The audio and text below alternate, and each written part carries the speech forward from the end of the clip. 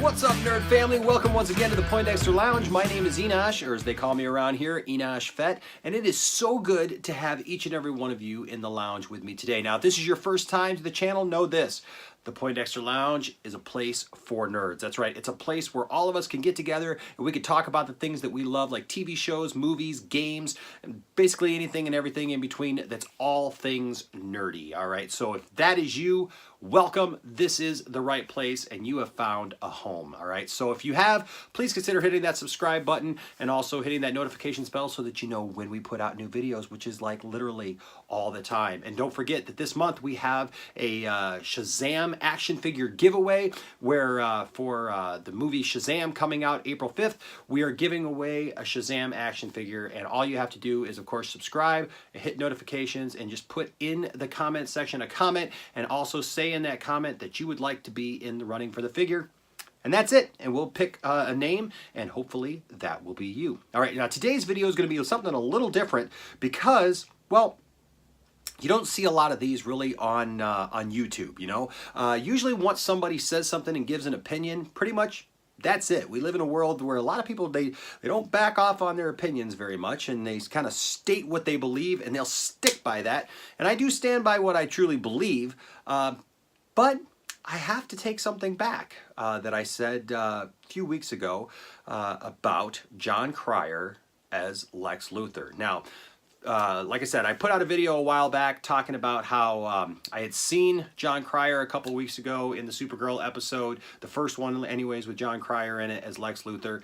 And I just wasn't impressed with that first episode. And I still stand by that given that first episode, I was not really impressed with what they gave Lex Luthor to do. There were some great callbacks. There was some great writing as far as who Lex Luthor was and stuff. But as far as Lex Luthor having much to do, they really didn't give him much to do. So as a debut, it really just didn't do anything for me. And to be honest with you, I just really wasn't impressed with Jon Cryer. Now, again, I will say, like I said in that video, I love Jon Cryer. I have followed Jon Cryer for years. I was an avid watcher of 2.5 Men.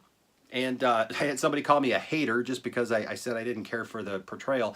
But I try to be respectful of everybody and everybody's opinions. And, you know, there's lots of people here on the channel that who visit the channel and comment regularly and join us in the live streams. And people have told me that they really enjoyed Jon Cryer's portrayal. And I said, okay, hey, I respect that. That's fine. But I just didn't care for it based on that first episode. But I think we all reserve the right to come back to it. And that's what I said in that video. I said, but you know what? I'm going to watch the next episodes that come up because I knew he was going to be in this week's episode. And then also he's supposed to be in the season finale. And it looks like he's going to be in some more episodes as well for the remainder of the season. And that's kind of cool. So I watched this week's episode and you know what? I was pleasantly surprised because this episode actually was the lead up, no spoilers really, but it was kind of the lead up to what Lex Luthor had been doing this whole time throughout the whole season of Supergirl, leading up to his revelation of who he was, you know, in that first episode of who he was and what he did. And you know what? That was true to form. That was a really great episode. And it actually won me over a little bit as Jon Cryer being Lex Luthor. There were times, one of my biggest complaints in that first episode was I didn't see anybody but Jon Cryer, you know. There are actors sometimes, everybody has those actors that all they see is that actor that were, you know, and no matter what it seems they're in, they don't see the actual person or the actual character, they just see that actor. And that's kind of the problem that I was having with this, kind of like with Tom Cruise. Anytime I see Tom Cruise in a movie, I just see Tom Cruise. I don't see who he's portraying, you know. I mean, I have a hard time telling you who any of his characters are named because I just see him as Tom Cruise. Will Smith is a lot like that too in a lot of his stuff. Now, every once in a while, Will Smith does something that's different and grabs at me and I see Will Smith for the character. But a lot of times Will Smith, I just see him as Will Smith portraying whoever. And that's kind of how I saw Jon Cryer in that first Supergirl episode that he was in, was he was just kind of snarky. He was kind of nerdy. You know, he didn't really have much of a commanding presence in that episode until the very end, where he finally stood up and kind of did his thing. But even then, I kind of felt it was a little over the top, a little cheesy. But like I said, I did like a lot of the Lex Luthor isms, right? I love the fact that he yelled out Miss Tessmacher's name, and I love the fact that he had, you know, the sidekick Otis, just like in the old Superman, the movie, you know, with Christopher Reeve and Gene Hackman. So I liked all of that stuff. But as far as like having a commanding presence, and it was probably because he was playing a cancer-ridden Lex Luthor. But true to form, the Lex Luthor, he's always got something up his sleeve, right? He's always got a plan and something that is there to catch you off guard. And that's exactly what this was. It was kind of a conniving scheme the whole time to kind of bait Lena into trusting him or whatever. And then when she didn't, and it was all said and done, it was too late, and he had already used her for what he needed. So I really liked that about that story. And so with watching this last week, where this kind of, you know, I wasn't really impressed with the fact that they were bringing in kind of the Red Daughter storyline kind of thing, you know, and basing it off the Superman thing kind of, you know, because I think too many Supergirl stories are being told basically just as rehashed Superman stories.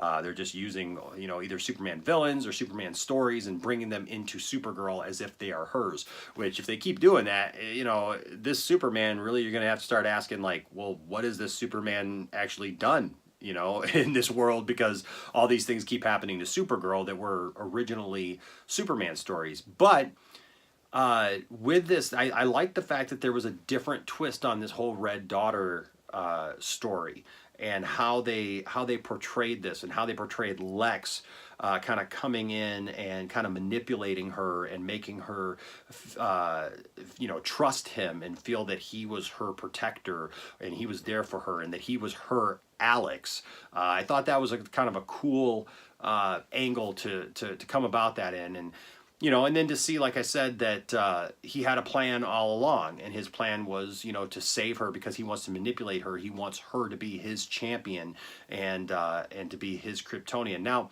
it'll be interesting to see, though, like, what his ultimate plan is for her, because we know that he hates Kryptonians. He hates, you know, the whole idea of these superpowers. So as far as him telling her that, you know, she's his legacy and whatnot, there's got to be still more to that story yet. So I like the fact that it's really kind of peeling away layers of the onion, so to speak, right? Where every time you think you kind of know what Lex Luthor's plan is, you got to get a little bit deeper, because somewhere in there is the truth, right? But it just unfolds like that. And so I felt that in this episode, we saw more of him being Lex Luthor. When the one soldier comes forward and, you know, Supergirl didn't have a good interaction with that soldier, and Lex says, you know, you got to get rid of this soldier. And they're like, well, we'll keep him around on the base or whatever, you know, where she can't see him. And he looks at him and says, nah, it's not going to work. She can see through walls. And basically insinuating, you got to kill this guy, you know, this guy who's kind of innocent, you know, and so they end up taking the guy out.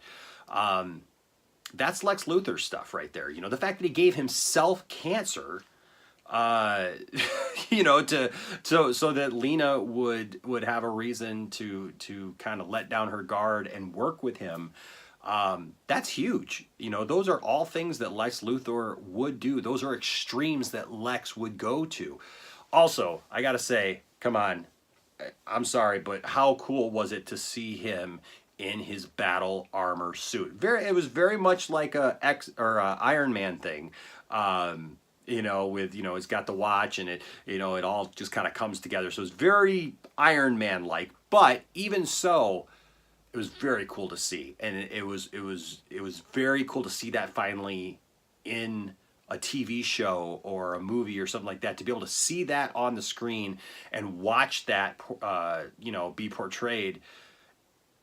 it totally started changing my my thoughts on John Cryer as Lex Luthor, and I found myself by the end of the episode actually smiling because I was realizing more and more that you know what? Maybe there's a little something more to this than I wanted to give it credit for to begin with, you know. And so, like I said, a lot of people don't take back with some of the things that they say in reviews or online or whatever, and they're unwilling to do that. I gotta say, in a lot of ways, John Cryer won me over with this second episode, and it has made me now get to the point where now I want to see what's next. I want to see what he's going to do next and the presence that he's going to be. And I'll tell you what, I at this point, I would really like to see him and Tyler Hoechlin be in a Superman show together and see them pitted against each other. I think that would be pretty cool. But so I got to say, I'm sorry. Like I said, I was never disrespectful to anybody's opinion about it anyways, but I think I've changed my mind about John Cryer as Lex Luthor, and you know what? That happens, right? We all have opinions, and they can be changed, right? So, like I said, I didn't cave to peer pressure about it. If I believe something, I believe something. But I can honestly say that watching the show, he impressed me. He won me over when they actually gave him something to do. And I think that was the key to all of that, right? Because like I said, that first episode, it didn't really seem like they gave him much to do. He was in the episode and he was doing stuff, but like he wasn't really a commanding part of that episode, where this last episode was all him and was all told from his point of view, and what he was doing and his plans and his schemes and his attitude and his presence and all this stuff. And that was all the stuff that I wanted to see. And I loved little stuff, like Otis couldn't bring himself to kill the little kid. I love seeing that. And Miss Tessmacher even second guessing herself on some of those things. So that was all really cool to see. But the whole time, Lex, one of his biggest downfalls is he surrounds himself with weak people who aren't as strong as him and aren't as willing to make those evil choices like he is, even though they think they are. And so I think that that's pretty cool. And I think it'll be really cool to see where they take this character going forward, how much more they use Lex in the show and abroad. I would love to see Lex now be a part of like the Crisis on Infinite Earths and actually to cross over into some of the other shows. I think that would be brilliant, and I think that this Lex would definitely be interested in the multiverse and what that means and what that could mean for him. And is there a Lex Luthor in the Arrowverse? We haven't really gotten to the bottom of that. I know that Supergirl doesn't necessarily exist in the Arrowverse multiverse on Earth 1, right? But what about Lex, right? What do we not know about that? And hey, anything is possible, right? I mean, if Wells can be a different character every year on The Flash and sometimes multiples, we could definitely have multiple versions of Lex Luthor. And so, like I said, that would just be really cool to see. So there you have it, folks. It's out there now. I have changed my mind on John Cryer as Lex Luthor, and I have enjoyed it a whole lot more. Is he the perfect Lex Luthor? I still don't think he's the perfect Lex Luthor, and he still wouldn't be my first choice. Look, Michael Rosenbaum to me just nailed it. I mean, he nailed it out of the park. I've shared many times here on the channel recently that we've been rewatching the entire series of Smallville with the boys, and man, the more we get into it, we're at towards the end of season 5 right now, and man, Michael Rosenbaum was just phenomenal as Lex Luthor. The way he portrayed him, the commanding presence that he had, the conniving, the backstabbing, the plots and the schemes and the plans, all those things, man, tremendous. And so, I don't know if we'll ever see somebody take over that spot as far as the best Lex Luthor. But I have to say that John Cryer, in this episode, he redeemed a lot for me, and I really like it now. And so I look forward, like I said, to seeing what he does in the future. But what did you guys think? I know a lot of you have already told me that you liked John Cryer and stuff, but tell me what your favorite moment has been with Lex Luthor so far in these first two episodes that he's been in on Supergirl, all right? And also, tell me who your favorite Lex Luthor is down in the comment section, all right? I'd love to hear about that and why. And if you do that, also, like I said, and you'd like to possibly win the Shazam action figure, go ahead and hit subscribe and hit notifications so that you can be in the running for that figure. All right, guys, thank you so much for joining me today. It's always a blast and a pleasure to have you guys with me.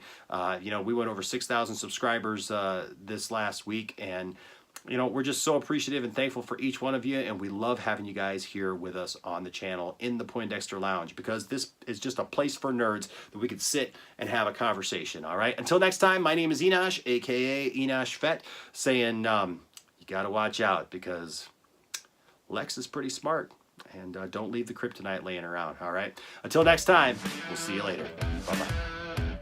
So if you made it this far into the video, thanks so much. We're so glad to have you here. Please make sure to like this video, hit subscribe, and as always, hit the notifications bell so that you know when we put out new videos, which is like all the time. Thanks for coming along for the ride. We hope you're here for more.